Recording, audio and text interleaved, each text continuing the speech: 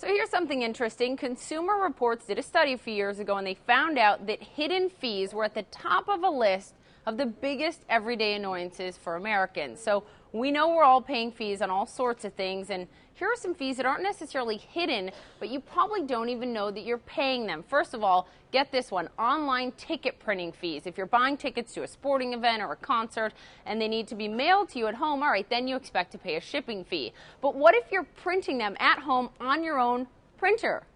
Then should you be paying? Well, you likely are. StubHub, they charge $4.95 for a delivery charge for every order you make. Tickets.com and Ticketmaster say some of their vendors charge for printing at home, so that gets passed on to you. Some others don't. All right, what about this one? Early car rental return fees. Early. You're in a rush to return your rental car. Don't rush too much. What we found out is that some rental car companies will actually adjust rates if a car is returned early. That means you might have to pay more. Here are some examples. First of all, if you say you return a rental car in Florida during peak season, that's one example they gave us. Another one, if a car was rented for a week with a weekly rate, then you return it after 3 or 4 days, you're going to likely be adjusted and pay that daily rate, which is generally more expensive.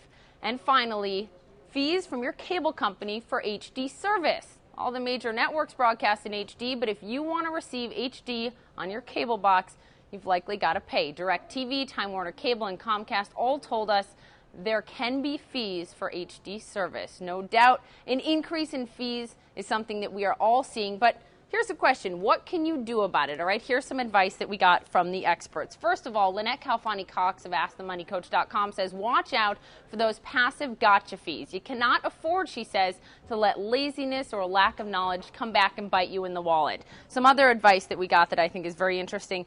Ask if the price that you've been given is the best offer. Try to negotiate. Try to haggle. That advice comes from Greg Doherty, the executive editor for Consumer Reports. And finally, John Olsheimer, the president of consumer education for SmartCredit.com, tells us don't just complain, do something about it. Vote with your wallet. If you don't like the fees, call around, change your service provider.